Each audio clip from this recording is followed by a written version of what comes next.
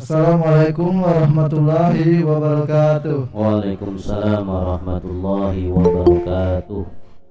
Kepada yang terhormat CEO Absolute Group Bapak Haji Satro SH, kepada yang terhormat Direktur Absolute Service Bapak Brigjen TNI Purnawira Insinyur Agus Suyarso, kepada yang terhormat Direktur Absolute Group Bapak Juliat Rahmanto, kepada yang terhormat Ustadz Haji Muhammad Siddiq LCMO Syariah, dan Bapak Ibu karyawan Absolute Group yang dimuliakan Allah Subhanahu wa taala.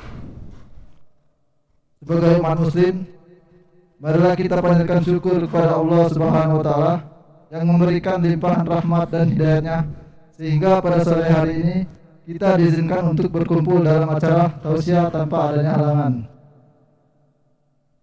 Semoga dapat menambah ilmu dan wawasan kita sebagai bekal kehidupan di dunia dan juga di akhirat nanti. Amin. Salawat dan salam semoga tercurahkan kepada Nabi Muhammad SAW beserta keluarga, sahabatnya, dan kepada kita semua sebagai umatnya. Hadirin yang saya hormati, saya selaku pembawa acara izinkan untuk membacakan susunan acara pada tausiah pada sore hari ini sebagai berikut. Yang pertama, pembukaan. Marilah kita buka tausiah ini dengan pembacaan Al-Fatihah. Al-Fatihah. A'udzu billahi minasyaitonir rajim. Bismillahirrahmanirrahim. Alhamdulillahirabbil alamin. Arrahmanir rahim. Maliki yaumiddin. Iyyaka na'budu wa iyyaka nasta'in. Shiratal ladzina an'amta 'alaihim. Amin. Kita berlanjut ke acara inti kita yaitu yang kedua, yaitu tausiah. Tausiah yang akan disampaikan oleh Ustadz Haji Muhammad Siddiq LCMO Syariah dengan tema segala sesuatu dilihat dari akhirat, dilihat dari akhirnya, husnul khotimah atau su'ul khotimah, yang akan dilanjutkan dengan tanya jawab offline dan offline. Pada Ustadz Siddiq kami persilakan. Assalamualaikum warahmatullahi wabarakatuh. Waalaikumsalam warahmatullahi wabarakatuh. Bismillahirrahmanirrahim. Alhamdulillahi rabbil alamin wal aqibatu lil muttaqin wala udwana illa 'alal zalimin. Ashhadu an la ilaha illallah wahdahu la syarika lah wa ashhadu anna Muhammadan 'abduhu wa rasuluhu la nabiyya ba'dah. Allahumma salli ala sayyidina Muhammadin al-fatihi lima ughliqa wal khatimi lima sabaqa nasirul haqqi bil haqqi wal hadi ila siratikal mustaqim wa ala alihi haqqa qadrihi wa miqdarihil azim. Rabbi shrah li sadri wa yassir li amri wahlul 'uqdatam min lisani yafqahu qawli. Subhanaka la ilma lana illa ma 'allamtana innaka antal alimul hakim. La haula wa la quwwata illa billahil aliyyil azim. Amma ba'du. Yang sama-sama kita hormati CEO Absolute Group Bapak Haji Satro SH, yang sama-sama kita hormati Bapak Brigjen TNI Purnawirawan Insinyur Agus Suyarso, yang sama-sama kita hormati Bapak Julian beserta Ibu Eka dan Ibu Asri selaku jajaran direksi, bapak-bapak, ibu-ibu, karyawan, karyawati Absolute Group yang dimuliakan Allah Subhanahu wa ta'ala. Pertama-tama, tiada bosan-bosannya untuk selalu kita bersyukur kepada Allah Azza wa Jalla yang sampai saat ini kita masih diberikan anugerah untuk selalu semangat untuk thalabul ilmi, di mana thalabul ilmi atau mengaji ilmu agama menjadi sababiyah dimudahkan kita masuk ke dalam surganya Allah Subhanahu wa ta'ala. Amin ya rabbal alamin. Salawat dan salam selalu kita sampaikan setiap saat pula, tiada bosan-bosannya untuk selalu kita sampaikan kepada junjungan alam Nabi besar Muhammad sallallahu alaihi wasallam. Karena tanda orang cinta kepada Nabi adalah selalu ingat kepada Nabi. Dan ingatnya kepada Nabi bukan ingat Muhammad saja, tapi yaitu dengan banyak membaca salawat kepada Rasulullah sallallahu alaihi wasallam. Sebagaimana Nabi bersabda, "Man ahabba syai'an aktsara min dzikrihi." Nabi bersabda, barang siapa orang yang mengaku cinta kepada sesuatu atau mengaku cinta kepada seseorang, maka otomatis dia akan banyak menyebut yang dia cintai. Kalau kita cinta, misalnya laki-laki, Udin cinta sama Dewi, pasti Dewi yang disebut-sebut setiap hari, betul? Karena cinta. Kalau Dewi cinta sama Udin, Udin yang disebut-sebut setiap hari karena cinta. Begitu pula ketika kita cinta kepada Allah, maka zikir terus kepada Allah, tanda itu cinta hamba kepada Allah. Ketika kita bersolawat kepada Nabi, itulah bukti cinta kepada Nabi Muhammad sallallahu alaihi wasallam. Jadi orang kalau cinta, dia akan banyak menyebut yang dicintainya, betul ya? Kalau kita cinta sama Allah, kita banyak menyebut nama Allah. Kita cinta kepada Nabi Muhammad, kita akan banyak menyebut nama Nabi Muhammad sallallahu alaihi wasallam. Tentunya penyebutannya dalam untayan kalimat-kalimat yang indah yang terangkum dalam bentuk sholawat. Jamaah yang dimuliakan Allah, pada sore hari ini karena kajiannya hadis, maka di sini saya ingin membawakan satu hadis yang simpel, singkat, padat, tapi dalam maknanya. Apa hadisnya? Qala Rasulullah sallallahu alaihi wasallam, "Innamal a'malu bil khawatim." Udah segitu doang. Pendek hadis saya, tapi nanti kita kaji. Innamal a'malu bil khawatimi, rawahu al-Bukhari. Nabi bersabda, innamal a'malu, sesungguhnya berbagai macam aktivitas, bil khawatimi, itu dilihat akhirnya, endingnya. Hadis riwayat Imam Bukhari. Misalnya satu pekerjaan, ini kita ambil contoh masih umum. Orang melakukan suatu pekerjaan, aktivitas, awalnya mau bagus mau tidak, pertengahannya bagus atau tidak, tapi yang dilihat akhirnya, betul? Hasilnya gimana hasilnya? Banyak orang awalnya bagus, tapi ujungnya berantakan. Yang dilihat akhirnya yang berantakan. Awalnya kurang bagus, tapi hasilnya sangat memuaskan, maka yang akhirnya itulah yang dinilai. Maka suatu harapan orang beriman ingin hidupnya dari ia dilahirkan dari rahim sang ibu ke alam dunia, ini adalah amalia perbuatan kita selama hidup, dan ingin dinilai akhir hidup kita baik atau tidak. Makanya orang beriman berharap, ya Allah, akhirkan hidup saya di dunia ini dalam keadaan baik. Kalau bahasa Islamnya husnul khatimah. Berapa banyak orang, ya, baik di Indonesia atau skala internasional, di dalam kitab-kitab klasik, ada orang yang awalnya jahat, pendosa, ahli maksiat, bahkan masyarakat di sekitarnya menilai orang yang ahli neraka, begitu kira-kira. Tapi ujungnya dia bertobat, meninggalnya husnul khatimah, masuk surga. Jadi kita jangan melihat orang masih hidup itu prosesnya penuh hikmah.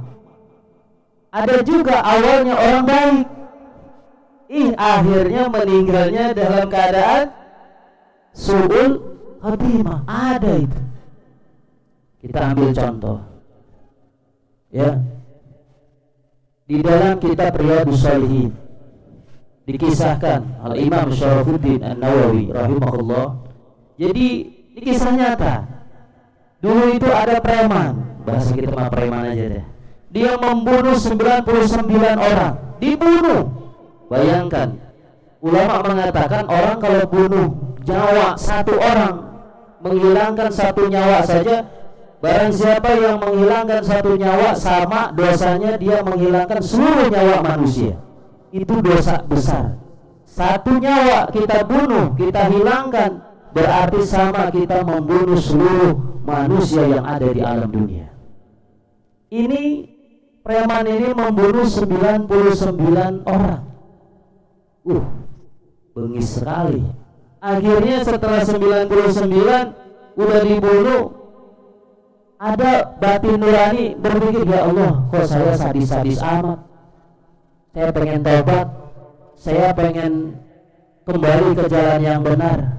Akhirnya dia datang ke seseorang, ya, yang ya bertitel agama, ahli agama. Akhirnya bertanya, Pak, ini saya udah membunuh orang 99 orang, Pak.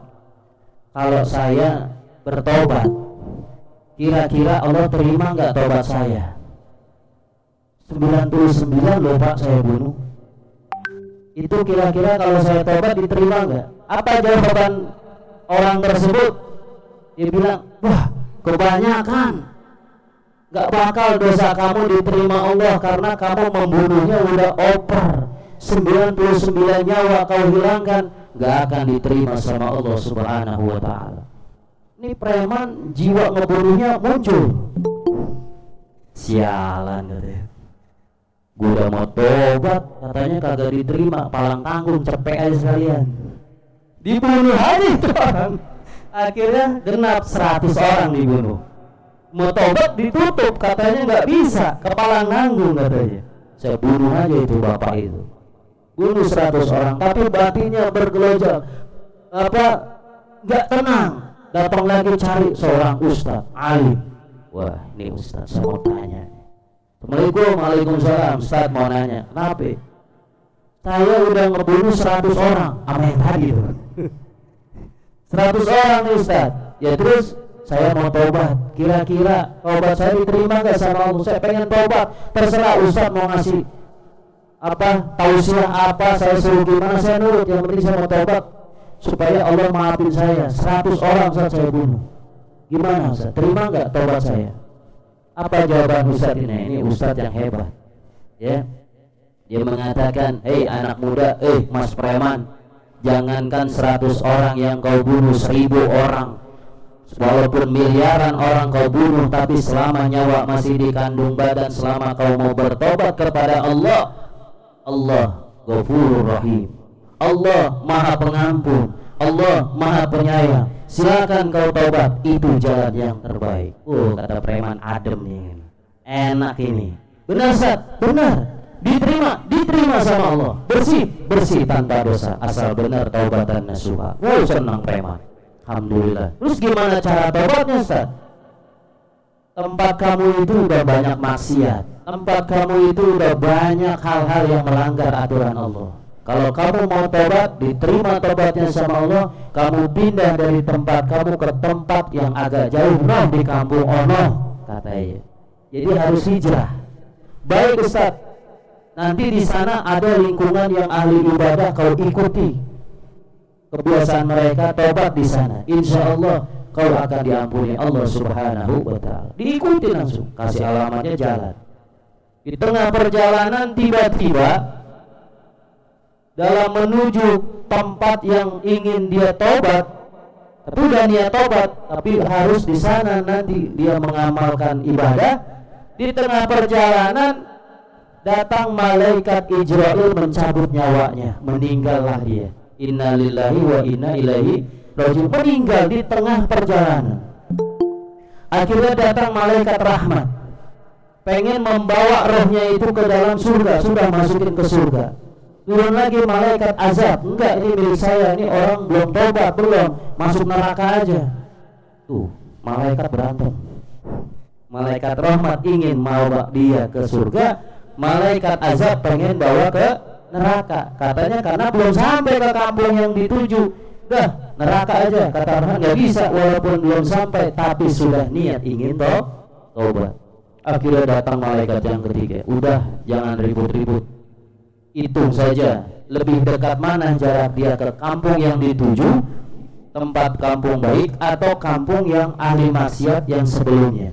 Dihitung, singkat kata singkat cerita, ternyata posisi meninggal badan preman tersebut lebih dekat sedikit ke kampung yang dituju. Akhirnya dimasukkan ke dalam surganya Allah Subhanahu wa ta'ala. Tuh, ini kisah secara singkat saja, bahwa awalnya orang maksiat membunuh 100 orang, tapi akhirnya husnul khatimah. Nggak ada yang tahu rahasia Allah. Ada juga yang baik, awalnya ujungnya meninggalnya dalam maksiat kepada Allah. Ya, kalau saya ceritakan akan panjang lagi karena keterbatasan waktu. Jadi impian orang yang beriman ini adalah bagaimana kita meninggal dunia ini husnul khatimah. Bapak Ibu jamaah sekalian yang dimuliakan Allah, tidak ada satupun manusia di alam dunia ini yang bisa meyakini, memastikan hidup dalam keadaan baik. Gak ada. Kiai pun gak ada yang bisa memastikan, siapapun orang yang bisa memastikan saya pasti matinya husnul khatimah. Tidak ada. Karena kematian adalah rahasia Allah. Berapa banyak orang meninggal, ada yang dalam keadaan husnul khatimah, ada yang dalam keadaan sul khatimah. Kita pengen kepada Allah, ya Allah, matikan kita dalam husnul khatimah, dalam sholat, dalam zikir, dalam majelis taklim gini, pengajian. Pengen kita hidup, tapi kan nggak tahu apakah kita lagi di pasar, lagi main biliar, lagi megang botol. Kita nggak tahu kita meninggal dalam keadaan apa dan di mana. Ya, maka pentingnya kita selalu mengharap kepada Allah untuk dimatikan dalam keadaan husnul khatimah. Makanya ada doa, tadi saya juga baca doa, ya, Allahumma khtim lana bi husnil khatimah. Allahumma ya Allah ihtim lana, akhirilah hidup kami ya Allah bi husnil khatimah, dalam akhir hidup yang baik. Itu doa itu punya pengaruh Bapak Ibu sekalian. Doa bisa merubah sesuatu yang jelek menjadi baik. Doa bisa merubah yang baik jadi lebih baik lagi. Makanya jangan remehkan doa. Ada orang habis sholat pergi aja, betul kan? Jangan. Kita kalau habis sholat doa, zikir. Khususnya salah satunya jangan lupa doa kepada Allah, Allahumma khtim lana bi husnil khatimah. Ya Allah, akhirkanlah hidup kami dalam keadaan yang baik, dalam arti ibadah kepada Allah Subhanahu wa ta'ala. Jangan sampai kita meninggal dalam keadaan sul khatimah, tidak baik, dalam keadaan maksiat. Makanya nih jamaah sekalian, ketika datang waktu sholat jangan di akhir-akhir. Kenapa? Ntar aja. Tahu-tahu malaikat Ijrail mencabut nyawa. Waduh. Jadi dianggap tidak melakukan sholat, udah datang waktu sholat, di akhir-akhir malaikat cabut nyawanya, meninggal dalam keadaan nggak sholat. Itu dosa besar. Ya, sama perempuan juga kalau lagi haid dientar-entar mandinya, suka ada yang begitu. Ini udah bersih nih, dari haid bersih, entar aja mandinya. Walaupun sebenarnya udah tinggal mandi bersih, ada datang waktu sholat dia sholat, tapi karena mentar-entar akhirnya waktu sholatnya ujungnya nggak dikerjain karena belum mandi alasannya. Padahal mandinya udah bisa sebenarnya, sehingga waktu sholat tapi banyak kaum wanita ketika haidnya bersih, udah lepas, udah selesai, mandinya di akhir-akhir, akhirnya udah nggak sholat, padahal bisa mandi langsung sholat. Jadi Bapak Ibu sekalian, mari kita benar-benar merangkai hidup kita setiap detik, setiap menit, setiap hari, setiap waktu yang kita jalani ini sebenarnya adalah mendekati satu pintu yang namanya kematian. Dan tidak ada yang tahu kita mati kapan.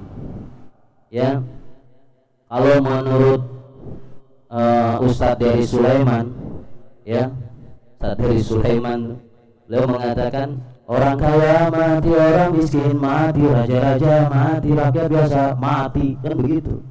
Ya, direktur mati, manajer mati, karyawan mati, ustadz, ntar dulu ustadz.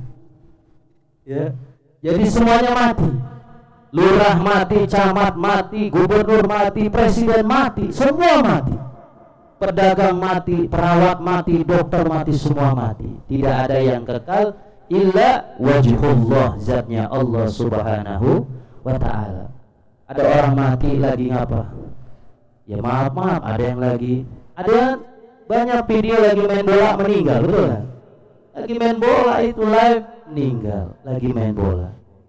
Ada yang lagi gini, yang begitu, ya kita berharap kita meninggal dalam keadaan yang baik dalam ibadah kepada Allah subhanahu wa ta'ala. Lalu bagaimana? Lihat kebiasaan kita. Allah akan mematikan hamba ketika hamba itu punya kebiasaannya. Kalau kebiasaannya baik, insya Allah matinya baik karena selalu berbuat baik. Tapi kalau kebiasaannya maksiat, ya nanti dicabutnya pada saat dia maksiat. Kenapa? Karena kebiasaannya maksiat. Maka lakukanlah aktivitas kita sehari-hari yang selalu bernilai ibadah kepada Allah subhanahu wa ta'ala. Ustaz, kalau kerja ibadah enggak? Ibadah, asal kerjanya profesional, ya, sesuai dengan prosedur ibadah, ya. Kemudian apa? Selalu kita jaga apa? Zikir la ilaha illallah. Nabi bersabda, man akhiru kalamihi la ilaha illallah dakhalal jannah. Barang siapa orang yang akhir hidupnya mengucapkan la ilaha illallah, meninggal surga. Tuh, itu bisa di akhir hayat kita ngucapin la ilaha illallah kalau kita sering sehari-harinya ngamalin la ilaha illallah. Tapi kalau entar aja Ustaz, saya mah zikir la ilaha pas mau mati, mau sekarang baru saya ucap, nggak bisa direkayasa, ya. Jangan entar. Nanti direkayasa ketika mau meninggal, mau ngucapin, yang ngucapin amal ibadah kita. Mau ngucapin la ilaha illallah tapi nggak bisa karena maksiat. Tapi kalau sehari-hari kita la ilaha illallah, la ilaha illallah, la ilaha illallah setiap hari, maka ketika meninggal kapanpun malaikat Israil datang mencabut nyawa kita karena kita sering zikir la ilallah, maka mudah-mudahan di akhir hayat kita mudah mengucapkan la ilaha illallah. Itu tanda orang meninggal husnul khotimah kalau membaca di akhir katanya la ilaha illallah. Makanya di setiap hari kita zikir apa saja, tapi jangan lupakan zikir la ilaha illallah. Kata Nabi, afdalu zikir, sebaik-baik zikir, ya, sebaik-baik zikir adalah la ilaha illallah. Bahkan para nabi, Nabi Muhammad, para nabi sebelumnya zikirnya la ilaha illallah. Tiada Tuhan selain Allah, tiada Tuhan selain Allah, tiada Tuhan la ilaha illallah, la ilaha illallah. Afdalu dzikr fa'lam annahu la ilaha illallah. Ini mah ada di pojokan zikirnya diam-diam, pas dideketin dikira apa dia? Duit aja yang dizikirinya, ya. Tapi apa? Zikirkan, ikuti apa yang diajarkan Rasulullah sallallahu alaihi wasallam. Apa saja, bebas. Mau sholawat boleh, mau subhanallah wa bihamdihi subhanallahil azim subhanallah. Kata Nabi, kalimatani khafifatani fil lisani sakilatani fil mizani habibatani indar rahmani subhanallah wa bihamdihi subhanallahil azim. Kata Nabi, ada dua kalimat kalau diucapkan mudah. Kalau kita ngucapin ini dua kalimat mudah, tapi kalau ditimbang pahalanya di akhirat nanti, pahalanya besar. Dan dua kalimat ini sangat dicintai oleh Allah Subhanahu wa taala. Apa? Subhanallah wa bihamdihi subhanallahil azim. Boleh Ustaz diamalin? Boleh. Subhanallah wa bihamdihi subhanallahil azim. Itu pahalanya besar. Jadi kalau mencari pahala yang besar, salah satunya amalan itu, timbangannya itu pahalanya besar sekali. Ngamalinya mudah enggak? Mudah. Subhanallah wa bihamdihi subhanallahil azim. Subhanallah wa bihamdihi subhanallahil azim. Dan Allah cinta dengan dua kalimat tersebut dan cinta kepada orang yang mengamalkan dua kalimat tersebut. Yang pertama, ciri orang husnul khatimah kalau dia akhir hidupnya baca la ilaha illallah. Bisa kita di akhir hayat begitu kalau setiap harinya juga zikir la ilaha illallahnya. Yang kedua, orang bisa husnul khatimah baik di akhir hidupnya kalau dia ibadah. Ya, ibadah dalam keadaan selalu dekat dengan Allah. Allah sudah mengatakan dalam Al-Qur'an, ya ayyuhalladzina amanu taqullaha haqqa tuqatih wa la tamutunna illa wa antum muslimun. Wahai orang yang beriman, bertakwalah kalian kepada Allah dengan sebenar-benarnya takwa, dan jangan sekali-kali kalian meninggalkan dunia ini kecuali dalam keadaan Islam. Dalam arti ibadah kepada Allah, melakukan perintah Allah, menjauhi larangan Allah. Tidak ada kebahagiaan yang paling hebat bagi orang beriman kecuali pada saat meninggal husnul khatimah. Untuk apa kita bahagia pada saat kita hidup, ujungnya kalau su'ul khatimah nggak ada artinya. Ya, nanti penyesalan di alam kubur kalau kita matinya su'ul khatimah. Ibadah, pas meninggal maksiat itu yang dilihat sama Allah. Ngeri. Orang kayak preman tuh bunuh, tobat, yang tobatnya yang dilihat. Almarhum Ustadz Jepri Al-Bukhari, ya almarhum, itu dulu mantan narkoba sebagainya, tapi akhirnya tobat jadi pendakwah dan dia cakep ibadahnya. Akhirnya meninggal dalam keadaan insyaallah husnul khatimah. Banyak kisah-kisah yang jelek jadi bagus, yang bagus jadi jelek. Lalu pikirkan kita seperti apa nih diri kita. Apakah kita nanti meninggalnya baik yang disebut husnul khatimah, atau kita meninggal dalam keadaan su'ul khatimah, dibenci Allah. Nah ini yang harus kita pikirkan dan cari solusi. Gimana? Teruslah ibadah setiap saat. Setiap hari jangan lepas ibadah sama Allah Subhanahu wa ta'ala. Sholat ya sholat, zikir ya zikir, sedekah ya sedekah, bicara baik, jangan berbohong, jangan ghibah, jangan namimah. Udah kemarin sudah dibahas ya. Kalau ada orang yang menghina, kalau ada orang yang menjelek-jelekan kita, kalau ada orang yang menipu kita, mencaci maki kita gimana sikapnya? Sudah tenang saja. Gak usah dibalas dengan menghina lagi, gak usah membahas dengan mencaci maki lagi, karena pahala orang yang menzalimi kita akan ditransfer ke diri kita. Kalau masih terus begitu, masih menghina kita, menjelek-jelekan kita, pahala mereka sudah habis masuk ke kita, ditransfer. Masih terus begitu, maka dosa kita ditransfer ke mereka. Untung gak kita? Udah dapat pahalanya. Kalau masih menghina menjelekan kita, dosa kita pindah ke mereka. Kita numpuk dari pahala diri kita dan pahala orang. Itu kalau tahu ilmunya, insya Allah Islam jalannya damai, tidak saling membalikan kemaksiatan atau hal yang tidak baik ya.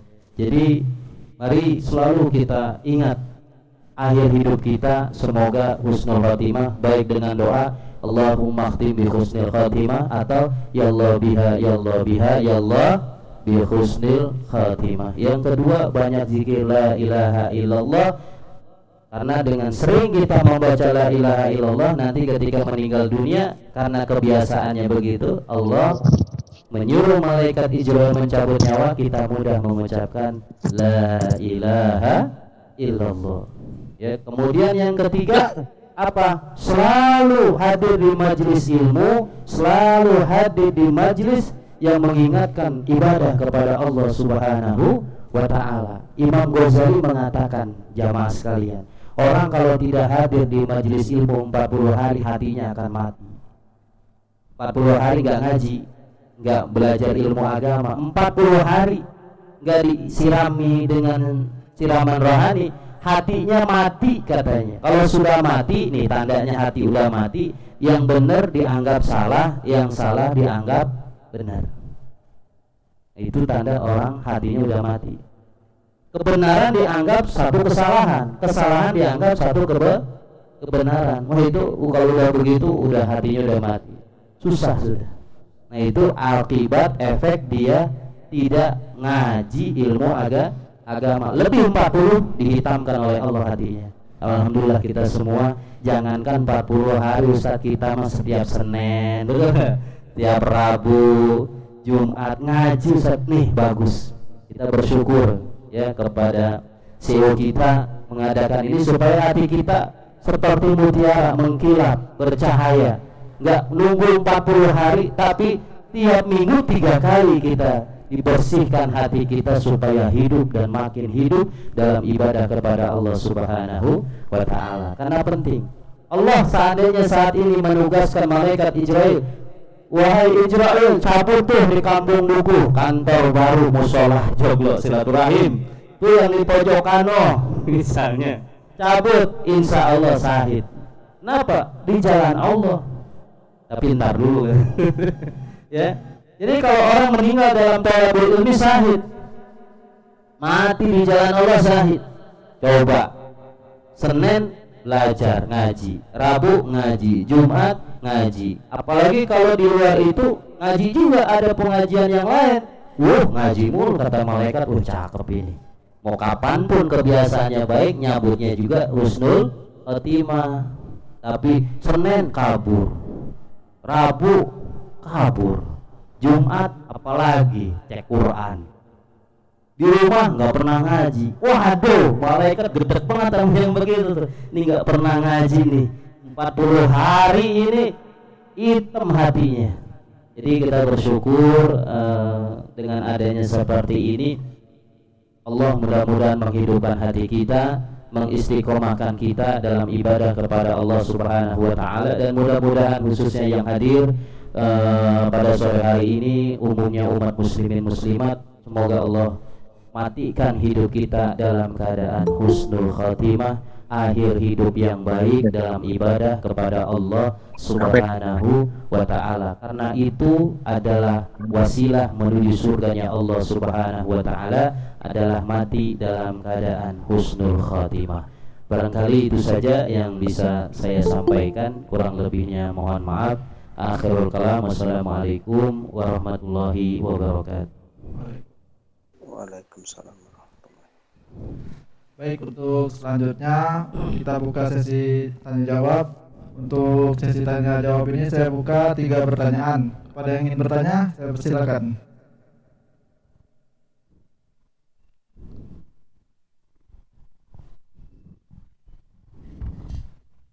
Bismillahirrahmanirrahim. Assalamualaikum warahmatullahi wabarakatuh. Waalaikumsalam warahmatullahi wabarakatuh.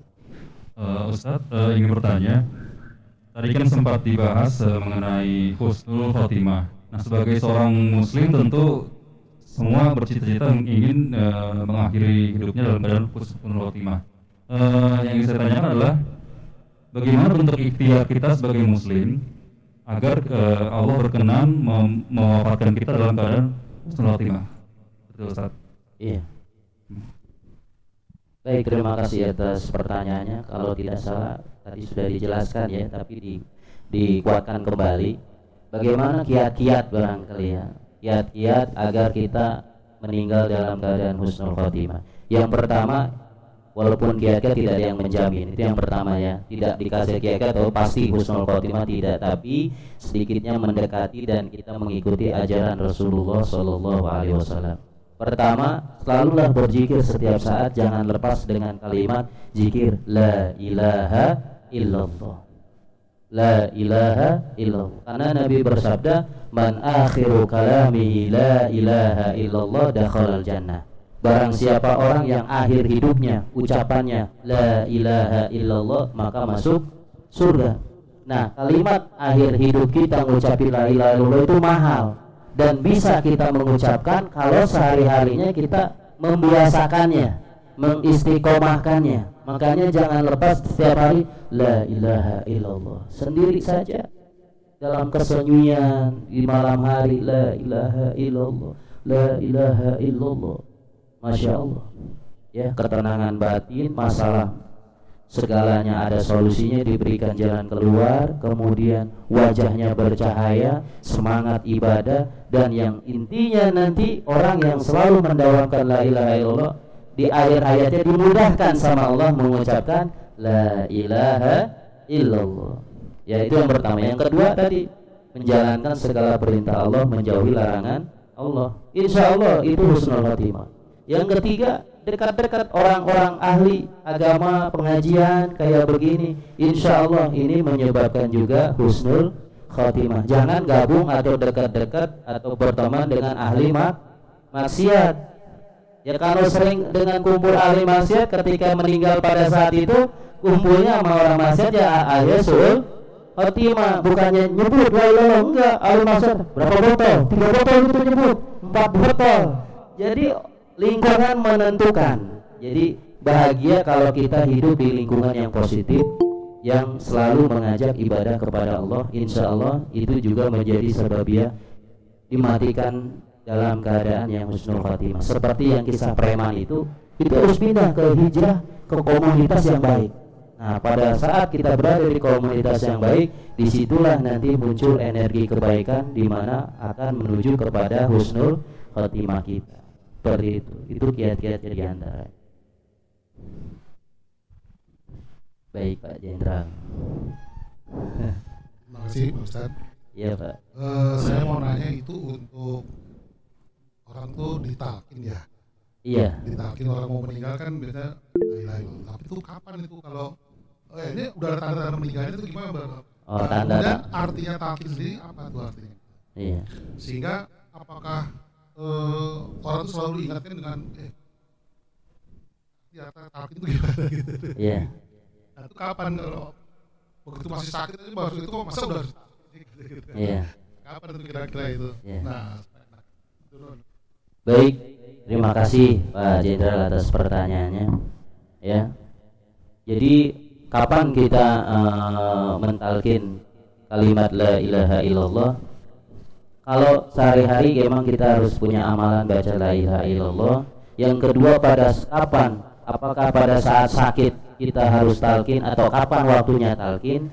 Ya, kalau lagi sakit disuruh baca la ilaha illallah boleh nggak? Boleh, karena itu termasuk zikir. Tapi yang memang pada saat sakaratul maut itu yang sangat penting, karena dari hadis Nabi tadi, akhir ucapan seseorang itu yang dapat memasukkan dia ke dalam surga ketika selesai, pas kira-kira udah sekarat lah, kalau ada orang bilang nyebutnya najak gitu ya, lagi sekarat, itu disitulah saatnya kita ajarkan la ilaha illallah. Kenapa kita ajarkan? Biarin aja Ustadz dia yang ucap.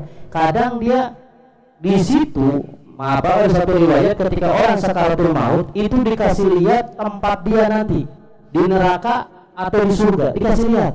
Makanya maaf, ada orang ketika meninggal senyum, betul ya?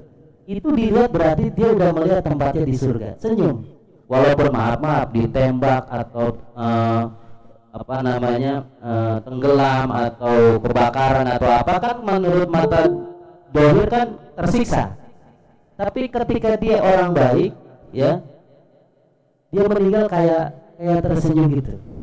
Karena pada saat sakaratul maut dan pada saat meninggal dicabut ruhnya, itu dikasih lihat tempatnya.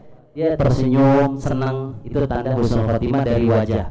Nah, kalau orang yang meninggal, maaf, ada yang melotot nggak? Ada yang kaget nggak? Sampai matanya ditutup aja susah berkali-kali. Ada tuh. Saking kaget ketika dikasih lihat tempatnya, kamu di neraka, melihat neraka kaget. Nah itu. Nah, pada saat itulah, pada saat mau dicabut ruhnya, disitulah pentingnya kita mengajarkan talqin. La ilaha illallah. Dia mendengar, sebenarnya mereka itu mendengar, baik sakaratul maut atau sudah meninggal pun mendengar. Ya, jadi kita ajarin. Kalau udah nyebut Pak, Bu, nyebut kalau bahasa kita ya, zikir boleh, talqin boleh, nyebut la ilaha, dan hatinya nanti ngikutin. La ilaha illallah, la ilaha. Nah, ketika dia begitu dicabut, nah, husnul khotimah. Jadi dibantu sama kita. Karena di situ dia lagi berjuang, ada godaan setan juga. Dipusingkan dengan berbagai macam godaan yang menjauhkan dia ngucapin itu. Makanya keluarga membantunya dengan la ilaha illallah ke kupingnya, la ilaha illallah. Nanti batinnya dia ngucap, kalau dia bisa dohirnya bisa bagus, kalau enggak batin, yang penting batinnya Allah Maha tahu ngucapin la ilaha illallah. Nah, di alam kubur juga ada talqin juga, talqin mayit gitu. Jadi yang paling penting pada saat najak sakaratul maut, Pak, supaya kita membantu orang tersebut pada saat sekarat bisa mengucapkan la ilaha illallah. Rujukan dari hadis tadi, man akhiru kalami la ilaha dakhalul jannah, siapa orang yang akhir hidupnya mengucapin la ilaha illallah masuk surga. Dan orang yang mengucapkan itu bisa berarti orang soleh. Kalau orang maksiat diajarin gimana juga nggak bisa. Tapi juga jangan pesimis, Imam maksiat nggak usah diajarin, jangan juga. Tetap kita usahakan. Barangkali Allah berkehendak, beliau mampu mengucapkannya, bisa jadi hanya Allah yang Maha tahu. Tetap siapapun yang sedang sakaratul maut, kita ajarkan la ilaha illallah. Karena siapa yang akhir hidupnya ucapannya la ilaha illallah masuk surga. Nah, kembali lagi, sebelum itu terjadi, ya amalkanlah setiap hari kita mumpung sehat, lagi banyak waktu, la ilaha illallah, la ilaha illallah. Itu memberi pengaruh nanti pada saat sakaratul maut kita gitu. Itu Pak Jenderal.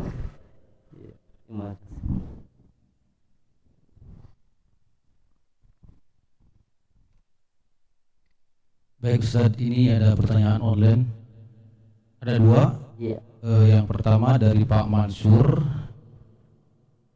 ingin bertanya Ustaz, bagaimana tanda-tanda orang yang mengalami kematian dengan su'ul khotimah? Iya. Yang kedua dari Mas Ibnu, pertanyaannya, Assalamualaikum Ustaz. Ustaz, saya mau bertanya, manusia apabila ada pasangan sejoli yang suka maksiat dan memutuskan untuk menikah dengan tujuan mau ibadah bersama dan taubat bersama, apakah dosa yang lalu diampuni Ustaz? Dua pertanyaan ini. Baik, yang pertama, bagaimana tanda-tanda orang su'ul khotimah? Tanda-tanda orang su'ul khotimah adalah ketika dia berada dalam kemaksiatan kepada Allah. Itu su'ul khotimah. Maaf, ada satu kisah nyata seorang profesor, dia kan seorang akademisi terhormat kalau sudah gelarnya profesor, guru besar. Tiba-tiba dapat berita meninggal di hotel dengan seorang wanita cantik. Itu su'ul khotimah sudah. Ya, nah ini ngeri gitu. Ya, pokoknya tanda-tanda orang su'ul khotimah ketika dia akhirnya dalam keadaan maksiat, meninggal di tempat-tempat yang tidak diridhoi Allah, meninggal pada sesuatu yang tidak diridhoi Allah. Yang kita khawatirkan, meninggal ketika datang waktu sholat tapi dia belum sholat. Ini yang ngeri. Makanya penting ketika datang waktu sholat jangan tunda-tunda sholat, karena ajal gak ada yang tahu ketika azan asar. Allahu Akbar, Allahu Akbar. Oh, baru 3:30. Tenang aja, ntar juga. Ntar jam 4. Allah, belum jam 4 dia target mau sholat jam 4, dientar-entar. Jam 3:30 lewat 10 menit udah dicabut nyawanya. Nauzubillah itu. Jadi dia sudah datang waktu sholat, sudah kewajiban sholat, tapi dia belum sholat, dosa besar. Dicabut dalam keadaan maksiat, tidak sholat. Nah, ngeri. Ya, sama, maaf. Ini agak sedikit porno, tapi ya pikir gitu. Orang habis hubungan badan suami istri tengah malam, ya udah selesai kan junub, ya lalu ntar mandinya subuh aja ya, sekarang mah dingin, betul gak? Tidur aja, mandinya subuh, olahraganya malam jam 12 jam 1, habis itu tidur, nanti mandi hadas besarnya sebelum subuh gitu. Bagaimana ketika itu di jam 3 malaikat Israil mencabut nyawa dia dalam keadaan junub? Gak akan berjumpa dengan Allah yang begitu. Nah, ini adabnya dalam rumah tangga. Kalau orang udah sudah hubungan badan kan najis ini. Dalam arti dia hadas besar. Kalau bisa usahakan supaya itu nggak lama istirahat, mandi biar suci lagi. Khawatir malaikat Israil datang bagaimana nanti? Kecuali kalau jedanya nggak terlalu lama, istirahat dulu, begitu mandi nggak apa-apa. Tapi yang jedanya lama, khawatir ini badan kita ini kotor, tiba-tiba ajal menjemput. Malaikat Israil yang begini nih, wah, cabut kita dalam keadaan najis. Nauzubillah. Jadi kalau saya gitu, kalau udah maaf udah ini sama istri gitu, udah nggak selesai istirahat, mandi udah buru-buru, ngeri takut. Kalau saya takutnya nanti ya nggak tahu, kita nggak tahu ajal kapan. Idza jaa ajaluha la yastakhiruna sa'atan wa la yastaqdimun. Kalau telah datang ajal, tidak ada yang mengakhir-akhirkan, tidak ada yang bisa yang memaju-majukan. Udah waktunya udah. Ya. Kayaknya ini pikih ya, maksudnya pikih bukan porno, bukan apa, tapi ketika kita berjunub hendaklah jangan dilama-lamakan berjam-jam, khawatir yaitu nauzubillah meninggal pada saat kita sedang kotor atau najis. Jadi segeralah kita mandi besar supaya kita kembali lagi dalam keadaan suci seperti itu. Kemudian apa yang soal kedua, Pak Roy?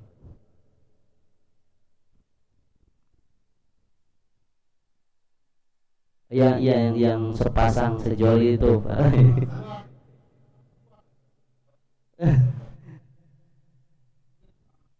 Oh, udah maksiat tuh ya?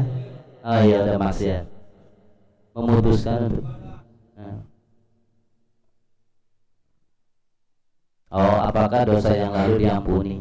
Mau dia 2 sejoli sama 10 sejoli misalnya, maksiat apapun, kalau dia mau tobat ya, malam yugorgir loh, selama ini ruh belum lepas dari tenggorokan, itu insya Allah dosanya diterima asal dia mau bertobat ya. Mau maaf misalnya zina, judi,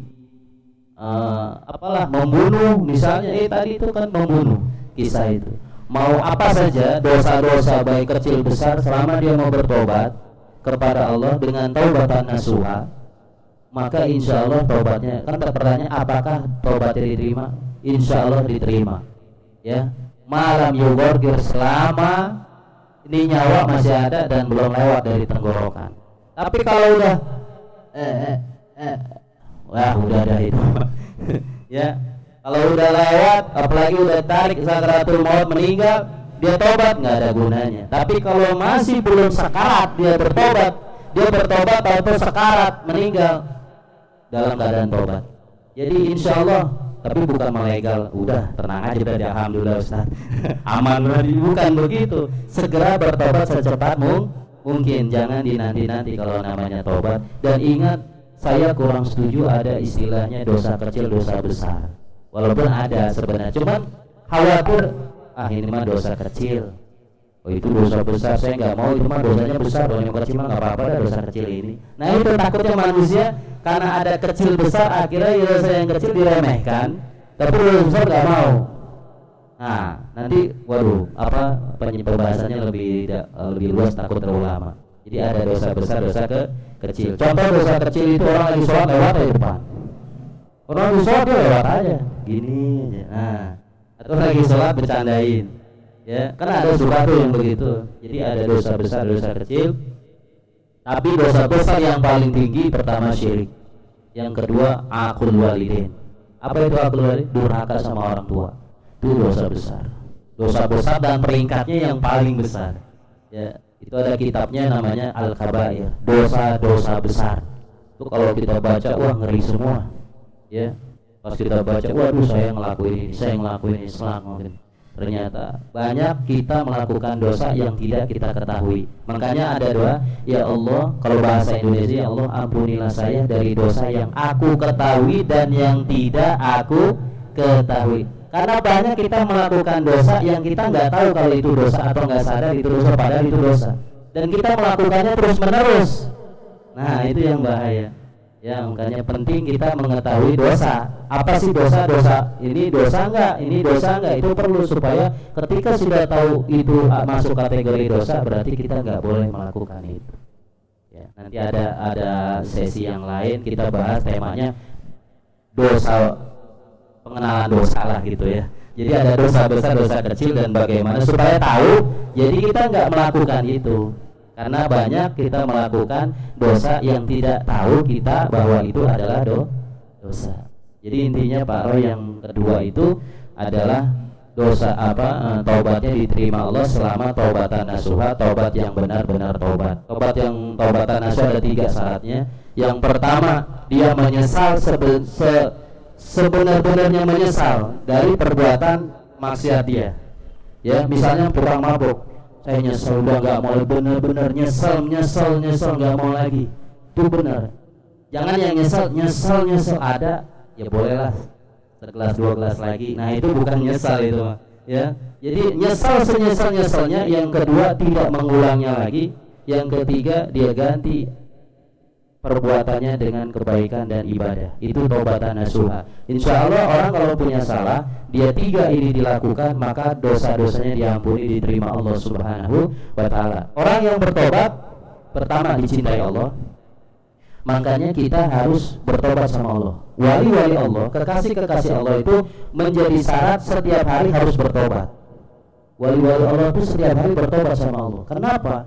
Karena wali-wali merasa setiap gerak-geriknya tiap hari 24 jam itu kebanyakan dosa daripada ibadah yang dikerjakan. Padahal wali mah ibadah terus ya. Tapi mereka menganggap dalam 24 jam setiap hari saya pasti banyakkan dosa daripada ibadah yang saya kerjakan. Makanya wajib bertobat setiap hari. Itu wali. Kalau kita sebaliknya 24 jam banyakkan maksiat daripada ibadah, tapi nggak merasa dosa dan nggak bertobat-tobat. Tuh, Nabi Adam dosanya sekali, tapi tobatnya 40 tahun. Salah Nabi Adam cuma makan buah khuldi di neraka, di surga, makan langsung. Ya, Allah marah, diusir. Tapi tobatnya Nabi Adam 40 tahun. Rabbana zalamna anfusana wa illam taghfir lana wa tarhamna lanakunanna minal khasirin, sampai nangis. Sampai satu riwayat ini bekas-bekas air matanya ngalir itu sampai kering. 40 tahun air matanya selalu mengalir, saking meminta ampun kepada Allah atas dosanya. Padahal dosanya satu kali berbuat dosa, tobatnya 40 tahun. Kalau kita 40 tahun berbuat dosa, tobatnya sekali atau sehari, itu yang ngerasa udah surga nih, ahli ibadah. Padahal belum tentu juga diterima sama Allah, itu kan. Jadi penting kita selalu bertobat kepada Allah Subhanahu wa ta'ala. Ya. Baik, terima kasih Ustadz dalam penyampaian tausiah pada sore hari ini. Saya simpulkan materi tausiah pada sore hari ini. Yang pertama itu, diterimanya taubat seseorang tergantung dari niat orang tersebut. Yang kedua, doa bisa berubah yang baik menjadi lebih baik lagi. Yang ketiga, barang siapa mengucapkan la ilaha illallah maka akan diberikan surga. Selanjutnya acara ketiga yaitu berdoa bersama dan akan dipimpin langsung oleh Ustadz Sidik. Sebelum kita berdoa bersama, saya selaku pembawa acara, jika terdapat salah kata ataupun sikap yang tidak berkenan di hati Bapak Ibu sekalian, saya mohon maaf yang sebesar-besarnya. Kepada Haji Muhammad Sidik LCME Syariah untuk memimpin doa bersama, kami persilakan dan sekaligus menutup acara pada sore hari ini. Saya akhiri. Assalamualaikum warahmatullahi wabarakatuh. Waalaikumsalam warahmatullahi wabarakatuh. Baik Bapak Ibu sekalian, jamaah yang dimuliakan Allah, pada sore hari ini mudah-mudahan apa yang kita lakukan pengajian di Mushola Jogja Silaturahim kantor Absolute Group senantiasa mendapat ridho dari Allah Subhanahu wa ta'ala. Kita mendapatkan ilmu yang bermanfaat dan lebih-lebih kita dimatikan oleh Allah, diakhirkan hidup kita dalam keadaan baik, dalam keadaan ibadah, dalam keadaan taat kepada Allah, sehingga lisan kita, mulut kita di akhir hayat kita pada saat sakaratul maut kita mudah mengucapkan la ilaha illallah sehingga dimasukkan ke dalam surganya Allah Subhanahu wa taala. Ala hadhihi niyyah wa li kulli niyatin salihah wa ila hadratin Nabi Muhammadin sallallahu alaihi wasallam. Al-Fatihah. A'udzu billahi minasy syaithanir rajim. Bismillahirrahmanirrahim. Alhamdulillahi rabbil alamin arrahmanir rahim maliki yaumiddin. Iyyaka na'budu wa iyyaka nasta'in. Ihdinas siratal mustaqim. Siratal ladzina an'amta 'alaihim ghairil maghdubi 'alaihim waladdallin. Amin. Astaghfirullahaladzim, astaghfirullahaladzim, astaghfirullahaladzim. Bismillahirrahmanirrahim. Alhamdulillahi rabbil alamin. Allahumma salli ala sayyidina Muhammadin al-fatihi lima ughliqa wal khatimi lima sabaqa nasirul haqqi bil haqqi wal hadi ila siratikal mustaqim wa ala alihi haqqa qadrihi wa miqdarihi al-azim. Allahumma akhtim lana bi husnil khatimah. Allahumma akhtim lana bi husnil khatimah. Allahumma akhtim lana bi husnil khatimah. Ya Allah biha, ya Allah biha, ya Allah bi husnil khatimah. Allahumma jalna minas salimin. Allahumma jalna minadz zakirin. Allahumma jalna minat taibin. Ya Allah, jadikanlah kami hamba-hamba-Mu yang bertaubat.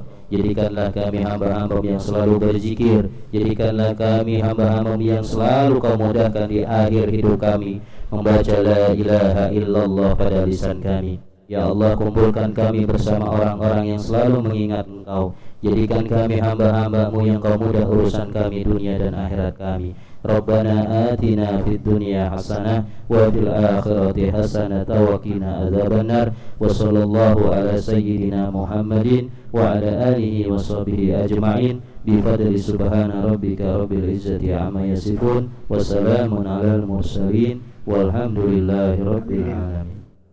Sekian, terima kasih dari saya, kurang lebihnya mohon maaf apabila ada kalimat-kalimat kata-kata kurang berkenan. Mohon dibukakan pintu maaf yang sebesar-besarnya. Wassalamualaikum warahmatullahi wabarakatuh.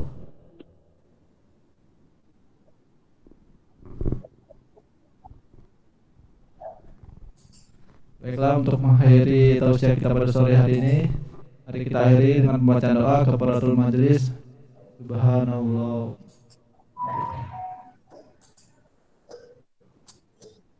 Terima kasih. Saya akhiri. Assalamualaikum warahmatullahi wabarakatuh. Terima kasih. Warahmatullahi wabarakatuh.